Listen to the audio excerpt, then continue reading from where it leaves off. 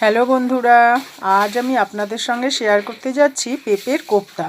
দেখুন আমি পেঁপেটাকে কত সুন্দরভাবে কুড়িয়ে নিয়েছি। আর নিয়ে নিয়েছি গোলমরিচ গুঁড়ো, হলুদ, কাঁচা লঙ্কা, নিয়ে নিয়েছি বেসন, আর এখানে সামান্য নুন আছে। আর এই দিকে দেখুন এপাশে আমি নিয়ে নিয়েছি ডিমটা, আর সামান্য মিষ্টি, পেঁয়াজ, আর আমি একটু কর্নফ্লাওয়ারটা নিয়েছি। এবার আমি সব কিছু একসঙ্গে এটাকে মাখিয়ে নেব। মাখিয়ে নিয়ে আবার আমি আপনাদের সঙ্গে শেয়ার করব যখন আমি পাকোড়াটা ভাজবো।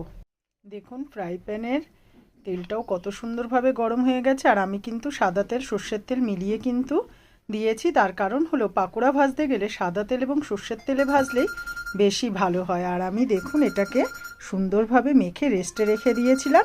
এইবার আমি এক এক করে ভেজে নেব। দেখুন আমি কত সুন্দরভাবে এক এক করে দিয়ে দিয়েছি। এরপর আমি উল্টে সমস্তগুলো এইভাবে ভেজে নিয়ে আপনাদের সঙ্গে শেয়ার করব। দেখুন কত সুন্দরভাবে সমস্ত পাকোড়াগুলো আমি ভেজে নিয়েছি। আর এই পাকোড়াগুলো খেতে যে এত অসাধারণ হয়, আপনারা কিন্তু এটা স্ন্যাক্স হিসেবেও ব্যবহার করতে পারেন।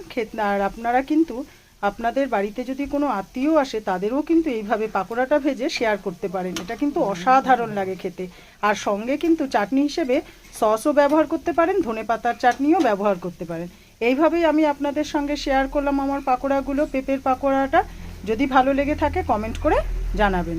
দেখুন কত সুন্দরভাবে আমার পাকোড়াগুলো হয়ে গেছে। এইভাবেই আমি আপনাদের সঙ্গে শেয়ার করলাম।